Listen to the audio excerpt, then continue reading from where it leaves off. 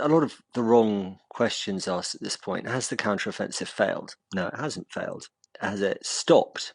No, it hasn't stopped. Is it going according to whatever schedule was set? No, it's not doing that either. Is it going to achieve what was hoped before it started in June? No, it's not going to get that far. But does that mean that Ukraine somehow failed in this? No, it means that this war's going to go on for a very, very long time. And I think we've got a very instant kind of psychology to it. Like, oh yeah, look, Ukraine's been given all these Western weapons, and naturally we want Ukraine to win because it's a very legitimate sentiment. So everyone hopes, oh yeah, look, this counteroffensive, they're going to crack it this year.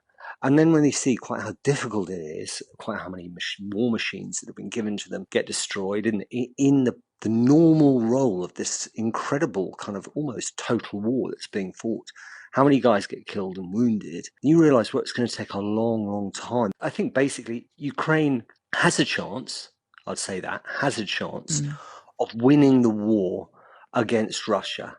It's not a guarantee, it's in play. But if that is to happen, then there has to be a real long-term commitment in terms of money and munitions to Ukraine, and the NATO powers really have to kind of think ahead as to how they're going to do that, because it's costing a lot of people, it's costing a lot of machines, it's going to take a long time, and any kind of notion of, oh yeah, perhaps it's going to be over by autumn, they could do this, or even that they failed doing it is wrong. It's not the right way of seeing it.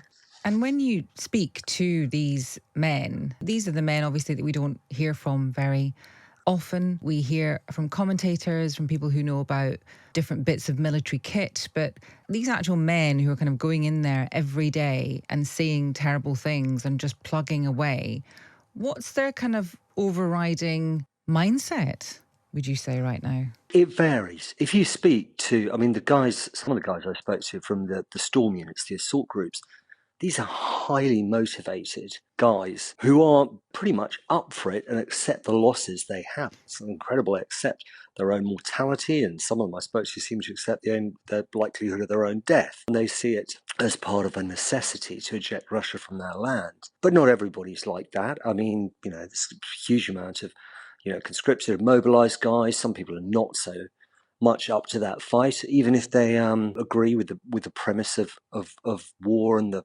right for Ukraine to throw Russia back from its territories. So it does vary. It wasn't so much a question of morale that I encountered. It wasn't people saying to me, we don't want to do this.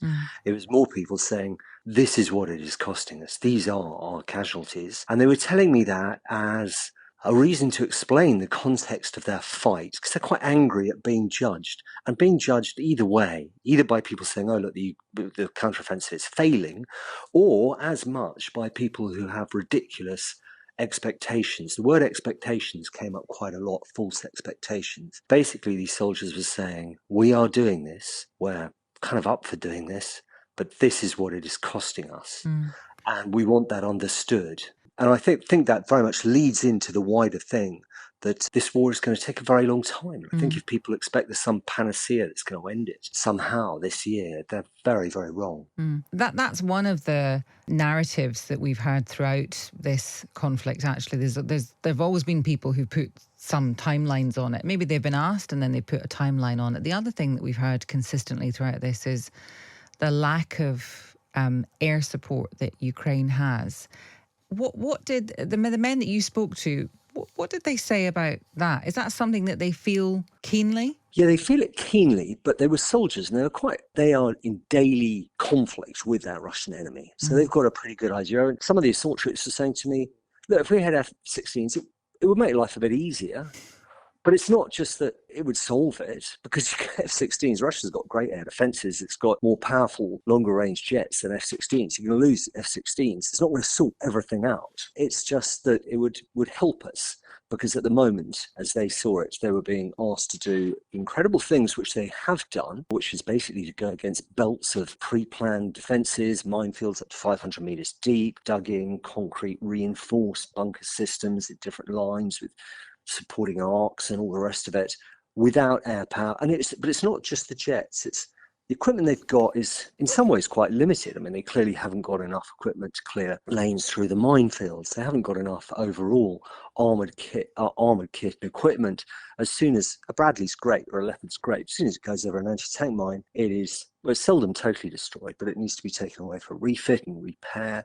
That takes a long time, and that denies that vehicle to troops at the front. So there's an awful lot of things which they would need, and also their own ammunitions, their own supply, not just given to them by Western partners, but perhaps made in Ukraine, their own military industrial complex. That's not something that's going to inflate properly to get to the right levels until next year. So they were saying, yes, of course we need more, but it's not going to sort it all. Mm. And then finally, I mean, obviously there are things happening back in Ukraine. In fact, obviously in other countries that have huge repercussions for what's going on with these men. Obviously, we've had the dismissal of Ukraine's Minister of Defence. We were discussing that yesterday. And then overnight, we've heard that Kim Jong-un is going to visit President Putin for weapons talks. How much of a worry will that be for these men?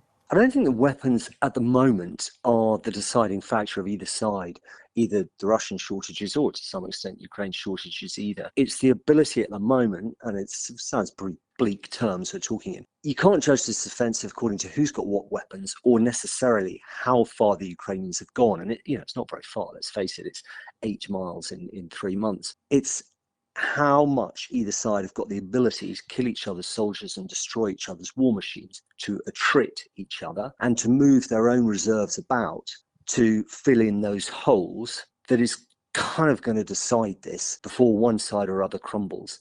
And that is not something really we're likely probably to see decided before autumn either. This will be a partial phase for a continuation of more fighting like this well into next year and possibly the year after until we can really see that. So it's going to come about both sides' ability to destroy each other's material and move their own men about before the supplies of foreign weaponry come in to tilt the balance one way or another.